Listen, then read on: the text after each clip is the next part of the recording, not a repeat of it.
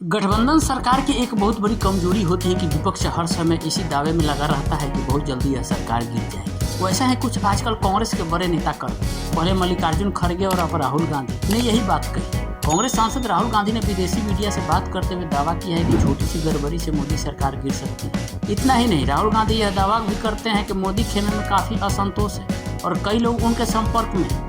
दरअसल राहुल गांधी ने financial times के दक्षिण Asia bureau chief John read को दिए इंटरव्यू में ये सब बातें कही। हालांकि राहुल गांधी ने कोई नई बात नहीं कही। करीब 5 दिन पहले कांग्रेस पार्टी के अध्यक्ष मल्लिकार्जुन खड़गे ने भी यही बात कही। तो क्या राहुल गांधी और खड़गे की बातों को सही माना जा सकता है? हम राहुल गांधी और खड़गे की बातों का विश्लेषण करके आपको बताएंगे कि क्या सच में सरकार गिर सकती है। राहुल गांधी भी भारत की मीडिया को कभी इंटरव्यू नहीं देते, लेकिन विदेशी मीडिया को इंटरव्यू देने में आगे रहे। पहला सवाल है कि कब तक चल सकती है एनडीए की वर्तमान वैसाखी सरकार। इसमें कोई दो राय नहीं हो सकता है कि केंद्र की एनडीए सरकार वैसाखियों पर टिकी है और देश के पिछले 10 सालों का इतिहास को छोड़ दें तो उसके पहले लगातार 15 साल वैसाखी सरकारें भी सफलतापूर्वक चलती रही।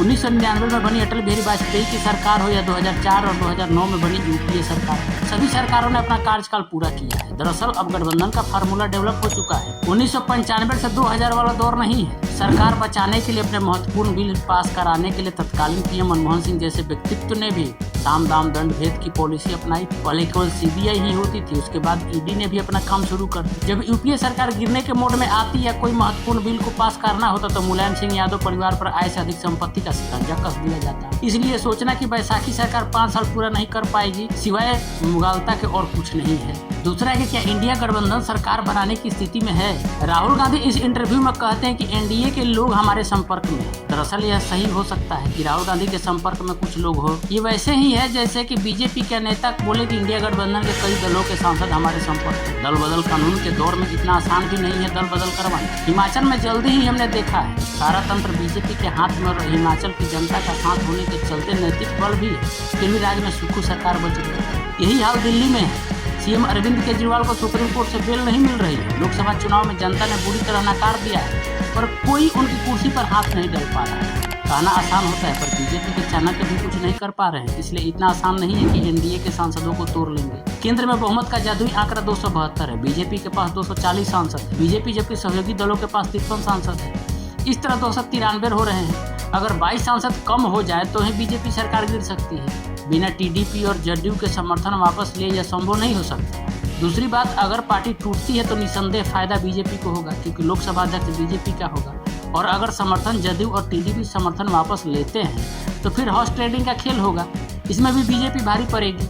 शायद यही सोचकर नीतीश कुमार और चंद्रबाबू नायडू भी चुपचाप एनडीए में बने हुए हैं। अब तीसरा सवाल ये है कि क्या बीजेपी चुनावी मोड में आ गई है। लोकसभा चुनाव का परिणाम आए अभी 3 हफ्ते पूरे नहीं हुए पर बीजेपी पूरी तरह से चुनावी मोड में है। अभी कांग्रेस कई राज्यों में अपने हार का विश्लेषण कर रही है। अभी अखिलेश यादव लंदन की यात्रा कर रहे हैं पर बीजेपी ने चुनावी आयोजन शुरू कर दिया। प्रधानमंत्री नरेंद्र मोदी का वाराणसी में किसानों को संबोधन क्या चुनाव को ध्यान में रखकर नहीं है। प्रधानमंत्री अपने स्पीच में किसानों को सपने पूरे करने के रास्ते बता रहे हैं। दूसरे ही दिन बिहार में नालंदा के नवनिर्मित विश्वविद्यालय के उद्घाटन के बहाने जनता तक अपनी बात पहुंचा रहे हैं। मतलब साफ है कि बीजेपी कभी भी चुनाव लड़ने के लिए तैयार है, जबकि कांग्रेस और अन्य पार्टियों के नवनिर्वाचित सांसद कभी नहीं चाहेंगे कि वो तुरंत जनता की अदालत में फिर से एक बार पहुंचे। खुद कांग्रेस रायबरेली से राहुल गांधी को त्याग पत्र दिलाने के मूड में इसलिए नहीं है क्योंकि यूपी की जनता का कोई ठिकाना नहीं। हो सकता है कि प्रियंका अगर रायबरेली से लड़ती तो उन्हें जीत के लाले पड़ जाते। चौथा है कि बीजेपी क्यों चाहेगी मध्यावधि चुनाव। अगर इंडिया गठबंधन किसी तरह बहुमत का जादुई आंकड़ा पा भी लेता है तो क्या एनडीए सरकार सत्ता सौंप देगी? ऐसा लगता है? जाहिर है कि बिना तोड़फोड़ के संभव नहीं होगा।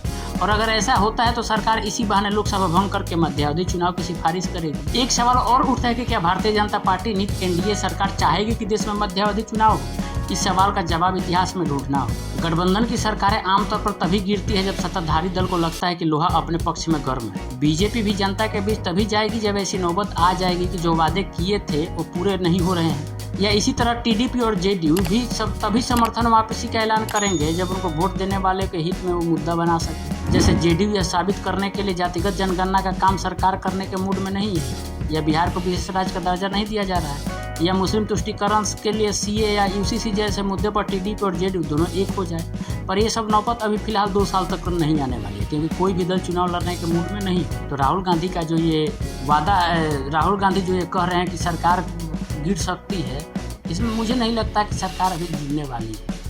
हाँ, उनके पास कोई अगर ऐसा तंत्र होगा जिसे सरकार गिरा कर इंडिया की सरकार बना ले तो बात अलग। उनका कहना है कि एनडीए के कई सांसद भी उनके संपर्क में हैं। पर क्या मोदी सरकार को गिराना या गिरना ये इतना आसान है क्या? अमित शाह जैसे चाणक्य वहाँ बैठे हुए हैं, बड़े बड़े नेता बैठे हुए, खुद मोदी हैं, कैसे सरकार गिर सकती है? मुझे नहीं लगता कि ये सरकार गिरने वाली, और सरकार दमखम के साथ 5 वर्षों तक चलेगी। बीजेपी अपने बूते पर सरकार चलाएगी। एनडीए के जितने भी साथी हैं कोई छोड़कर जाने को तैयार नहीं होगा, जहाँ तक मुझे लगता है वैसे। लेकिन इस पर आपकी क्या प्रतिक्रिया है, आप हमें कमेंट करके जरूर बताइए। चैनल को सब्सक्राइब नहीं किया तो सब्सक्राइब कर लीजिए।